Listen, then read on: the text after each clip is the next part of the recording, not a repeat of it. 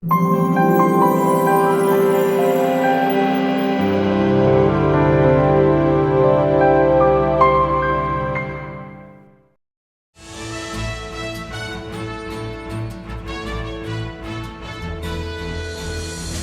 to the Moorpark Chamber Community Link live, coming to you from the Veterans Memorial Park in Moorpark.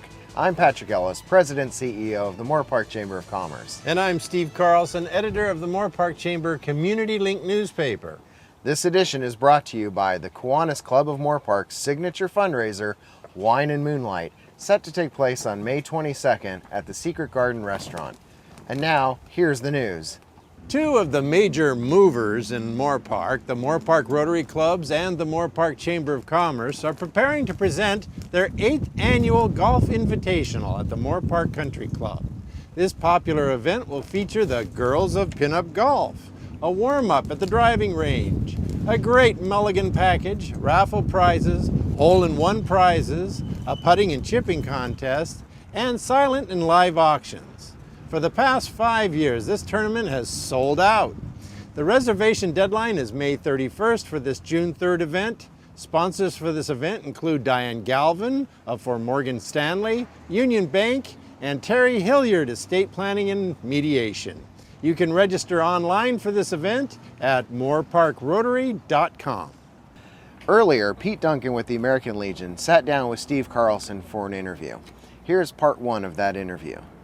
All right, we're very lucky to have joining us today Pete Duncan with the American Legion. He serves on the National Membership Committee for the National Committee for the American Legion, and very well known around town as being something of an activist. Well, thank you very much. However, I don't think of myself as an activist. I think of myself as a concerned citizen. That's the way most people should be thinking, I think.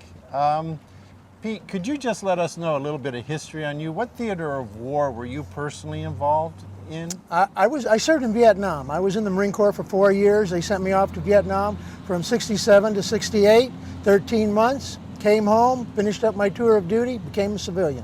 And once you were a civilian, what moved you to become active with the American Legion? Oh, that's an interestingly long story, but I'm going to shorten it for you. When I came home, the temperature of the community was such that I didn't want people to know that I had served in Vietnam. That's strange. Why? No, it wasn't, because at the time there was a lot of what we would call real activism occurring that was being generated by individuals who did not want to have to serve in Vietnam, didn't feel that that was the right thing for us to do. Consequently, when I came home, I was not looked upon as a returning veteran. I was seen as someone who was participating in something rather ugly, which from my perspective was not the case. And I didn't want to have that discussion with anybody. I'm willing to have it here with you now because after so many years, it's been, what, 40 years? Yes. The climate has changed. We view our current military in a slightly different light, which I believe has a lot to do with how the Vietnam veterans were treated. And after about 15 years, I guess, I came out of my shell. I see. And decided that maybe I need to get a little involved. I don't know if you've seen it or not, but there's a currently popular television commercial showing veterans warmly greeting a returning soldier on the street. I don't know if you've seen that.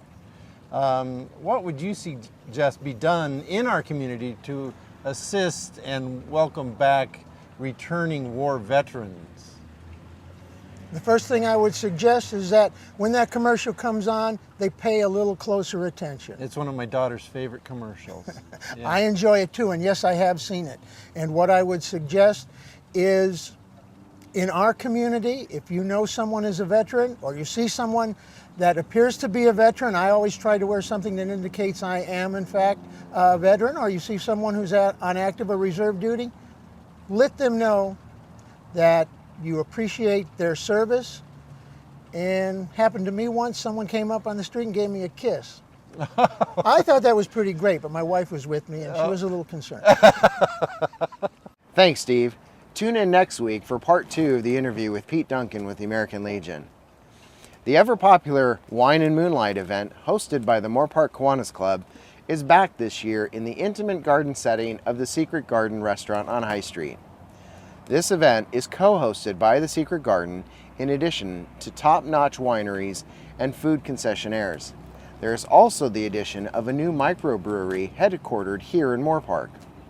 Wine and Moonlight will take place from 4 to 8 p.m. on Sunday, May 23rd. Tickets are available for purchase through any Moorpark Kiwanian or email ericjd@yahoo.com. Ticket prices are $30 per person pre-sale or $40 if purchased at the door. Admission includes 8 wine tastings and unlimited number of food tastings. There are 2 musical groups performing, the Moorpark Jazz Ensemble as well as the Tim Ward and Jordan Egertson Jazz Group. Also included at the event will be a raffle and separate silent auction. Proceeds from both ticket sales and auction items will go to donating a deluxe Wii game console to the Pediatric Trauma Ward at Los Robles Hospital in Thousand Oaks to assist kids in coping with the issues they face while awaiting procedures. That about wraps it up for this week. Thanks for watching. We'll be back next week with the latest in your community news. Be seeing you. And remember, shop Moorpark. There's also the addition of a new Tim Ward and Jordan Egertson Jazz Group. That sucked, didn't it? Yeah. The Moorpark Jazz Ensemble and the tow truck driving by that they face while for part 2 of the interview with Pete Duncan with the American Legion. I'm blowing away week for part 2 of the interview with Wow! Gone with the Wind. Thanks, Steve. You're welcome! Of a new microbrewery. What? That's funny. And that about wraps it up for this week. That about this week wraps it up. What about this week? Wrap it up. Okay, all right. Other beer, bartender. And that about wraps it up for this week. Thanks for.